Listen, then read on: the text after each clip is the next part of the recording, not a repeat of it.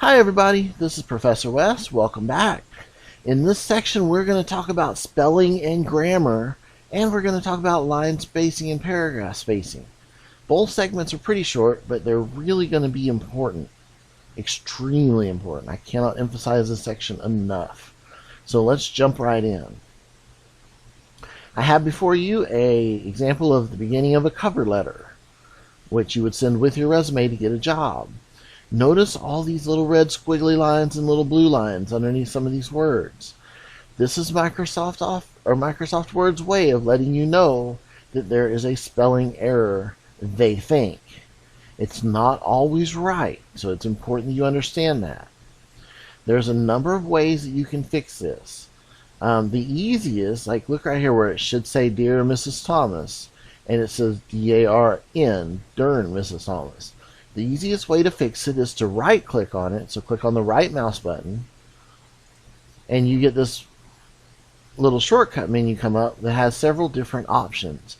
I meant for it to say Dear, so that's what I'm going to click. When you click on it, it automatically changes it. Now, not all spelling and grammar errors are equal. So in this case, there's several here. Let me come down and show you a couple others. The ones with blue are grammar errors, they think. I keep emphasizing they think because they're not always right. So in this case, this says many good things about crossover software, comma, and believe, blah, blah, blah. If I right click on this, it thinks that I should not have the comma. It thinks, it says that you could either rephrase it, or if I click this, it'll take the comma out. And when I do, then the line goes away. So these are two of the ways. Let me show you something even more powerful now. These are the quick ways that you can go through. If you come up to review, now you have something more powerful. Come over here and you see the spelling and grammar. If you click this, it runs the spell check on everything, and then it comes up one at a time. It tells you there's 5 things that it believes we should be at. It starts where we were at. So that's why this is the first one that's highlighted, because I was about here in the example that I was doing. And so let me start it over here at the top. If I click on it, the first one it found is believe. Well, obviously I misspelled believe. I did that on purpose. I put the E before the I. And it says that it thinks it should be, or it shows you what the error is. And then it gives you some different ways that it thinks you can fix it. In this case, the word believe, which means to trust, consider, or think. You could change it to one of those if you'd like, or you could simply click believe, and it fixes it. Then it was supposed to be the word of. It shows you the sentence it's in over here, and then it highlights it. I like how it makes it red for you. And then it gives you some different choices. Maybe I meant to type for. Oh, no, maybe I meant to type of. You also have a couple of other options down here. There's the ignore once, and there's the ignore all. This can be really helpful because sometimes when it thinks something's spelled wrong, it's because it's a name or a street or something like that that the computer doesn't recognize. If I tell it to ignore once, like let's say for example, right now it recognizes Thomas. If it was not recognizing it, then it would be telling me this was an error. If I told it to ignore once, it would ignore once, but it would show it up again down here. If I told it to ignore all, then it would ignore every occurrence of that. So if you're writing a story with a character who has some name that the computer doesn't recognize, if you tell it to ignore all, then it's going to ignore it all the way through on this one document. This is important because, let me go back, get it going again. This is important because there's another option that says add to the dictionary. If I tell it to add that to the dictionary, then it's always going to see that as a word that is not incorrect. So for example, my name is Brian. Sometimes it tries to make me put the word brain, so it thinks I'm misspelling it. So if I go ahead and tell it to add it to the dictionary, then every document I write from now on, it'll know that that's a real word. So these are some of the options that you have. And I've already said this a couple times, but it is so very important that you spell check every single document, especially in jobs, because you saw how some of these were really bad. Well, guess what? When you send this to them, they would get, when I had this backwards, it would come up for them and say, hey, they misspelled this word, they misspelled this word. They would get these same red lines under their documents. So make sure you correct them, because that really stands out and that looks unprofessional. So make sure you fix every error. Even if you tell it to ignore it, it's still going to come up on theirs and say, hey, that's not right. There's one other thing you can do as far as this is concerned. If you go to File and you go down to Options, you get this display, this little pop-up window, and if you go down to Proofing, you have some more options here. Right here where you see Grammar and Refinements, if you click on Settings, there's a whole lot of things that you could tell it to do or not do. Right now, for example, incorrect number ending, it has a check mark there, so it checks for that. Incorrect preposition, it checks for that.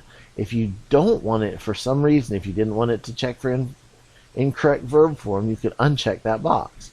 Now, I don't recommend unchecking very many of these because, like I said, it's still going to show up on the other person's computer. But I just want to make you aware that that is here.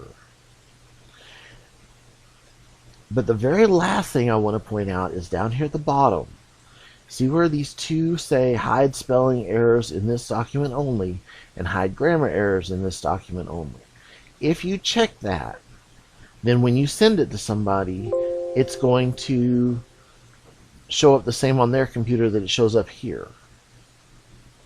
So let me explain that. If I tell it to ignore this because I believe it's spelled properly, and I've checked that other box, then the red line will be gone on mine and on anybody's I send this to. It's just an option that you can do. Okay, the last thing I want to talk about is line spacing and paragraph spacing. Oops, let me go to Home. Okay, see this little one right here with the up and down blue arrows? It says line spacing and paragraph spacing. The line spacing and paragraph spacing is very important. First, you would highlight whatever part you want, and see how right here, see how all these extra lines and stuff or spacing is between these, and they're a lot more spread out than the rest of them. If I don't want that to happen, I can click here and I can tell it to have 1.0 between them. See how it's a little smaller? 1.15. Each one gets a little further apart. Or I could go in and I could tell it to remove spacing before or after. So right here, if I click this, it's showing you, see how there's all this spacing? If I come here and click this, it would take all that spacing out. You can also click on the line spacing options and you get a lot more choices here. By default, it's at 1.08 and its line spacing is multiple. You could change any of this. I could change it to double. I could change it to single. I could manually change this lower. I mean, whatever I want to do, I could do. And it changes it a little bit. It's entirely up to you. Now, if you don't think this looks very easy to read and you want to change it, you could go in and say, oh, okay, let's see. I want to add a little spacing here. Maybe I'll go up to 1.5. You don't want to go too far because it's very, very obvious to your instructors when you do this. So sometimes I'll have a student go in and try to add extra spacing because they're supposed to write a 5-page paper and they only have a 3-page paper. And let me tell you, it comes out, even when you don't do it this dramatic, it comes out looking something like this to me. It's so obvious, so don't do that. Most of the time the instructor will tell you somewhere in the notes or instructions or something but typically 1.0 to 1.15 is the average. I think it's set for 1.08 by default. So anyway, that's it, everybody. Oh, you can also, let me check on that again, where it says line spacing. You can do indentation, so if you wanted it to indent, and you can do spacing before or after. If I come up, this one's on 0. If I come up and change that, see in my example down here, my preview, it shows you what it would look like if you do that.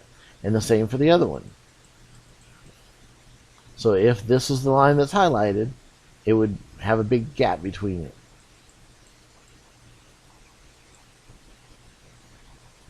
Just something for you to understand, just something for you to know that it's there, so you can make changes if you'd like. You don't have to. By default, it's 1.08, and that's what most people stick with. And that's pretty much it for this one, so I will see everybody in the next video. Bye, everybody. Make sure you practice.